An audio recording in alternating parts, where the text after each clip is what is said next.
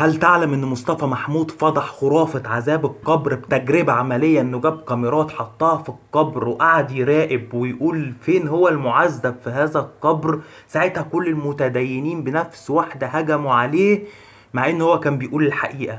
كان بيقول الحقيقة. ليه اي حد بيقول الحقيقة في المجتمع كل المجتمع بيهجم عليه ويبقى عايز يرجمه بالحجارة؟ الحياة بعد الموت ما فيهاش حاجة اسمها عذاب القبر. عذاب القبر دي خرافة كبيرة جدا جدا. الحياة بعد الموت عشان تفهمها لازم تعرف ان روحك دي مسجونة بجسدك، وانت بالرحيل بترحل لأرض اسمها أرض العجائب، الفردوس، السماء. بترحل من جسدك لهذه الأرض إن كنت بار، أو بتنزل في الجحيم إن كنت شرير. فالحكايه ملهاش دعوه بالجسد، ده الروح بتخرج خارج الجسد، واحنا مسجونين في الزمان والمكان. مسجونين في الزمان والمكان. هذا الارض ارض ضيقه، في ارض واسعه اسمها السماء.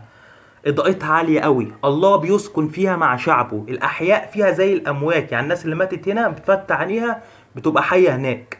يعني تغمض عينيك هنا تلاقيها تفتحها هناك. فيها الناس هتتكلم مع الملائكة وهتتكلم مع الخلائق الأخرى. الله خلق الإنسان عشان يكون على صورته، علشان يملك بيه على كل الخلائق الأخرى، ويكون حضوره غير محدود في كل مكان في الكون. فانت حضورك ده معناه حضور الله. انت حضورك ده، لو انت في مكان، بص، انت بتحب والله بيحب، انت بتسامح والله بيسامح، انت على صورة الله فحضورك حضور الله. انت تعرف مشيئة الله من غير ما هو يقولك عليها. المفروض تبقى كده. المفروض انت تصنع مشيئة الله من غير ما هو يقولك عليها، لان انت روح الله عليك او فيك.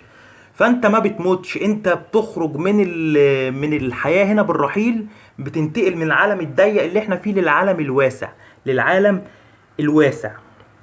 لكن اي حد، نرجع لمصطفى محمود، اي حد بيقول الحقيقة في المجتمع ده بيرجموه بالحجارة، وانت عارف كده كويس. وده سبب تخلف هذا المجتمع.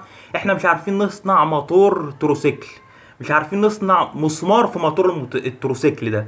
تخيل وصلت بينا لايه؟ بسبب ايه؟ بسبب ان اي حد عالم، او اي حد مفكر، او اي حد يطلع يتكلم كلمة حق، إن المجتمع بيرجمه بالحجارة. لكن اي حد يطلع يقول اللا معنى والجهل، زي حمو بيك، حسن شاكوش،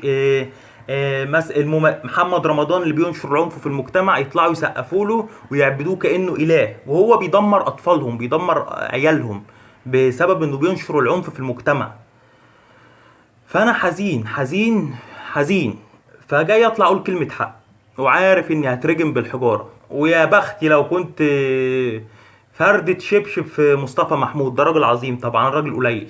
يعني يا بختي لو كنت قربت ان حد يشتمني بسبب ان بقول الحقيقة. مفيش حاجة اسمها عذاب القبر، دي خرافة كبرى. ما تصدقش الخرافات. ارجع للكتاب الاصلي، كتاب الانجيل. هذا الكتاب الانجيل هو اللي فيه اسرار ما بعد الموت. كل من يؤمن بيسوع المسيح بينول الحياة الابدية.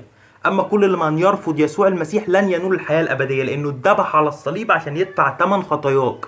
وام الاموات، اول انسان ام الاموات، اول انسان خرج من مقابر، اول انسان اثبت لنا ان في قيامة من الاموات بانه ام الاموات.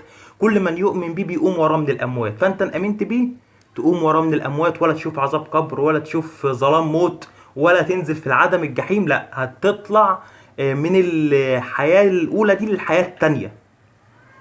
وفي عالم اخر بيتفرج علينا دلوقتي، واحنا جايين له. الوقت قريب. احنا في الايام الاخيرة، في اخر حلقة في مسلسل الزمان. فاستعدوا للقاء الله الهكم، لان مفيش زمان بعد الزمان.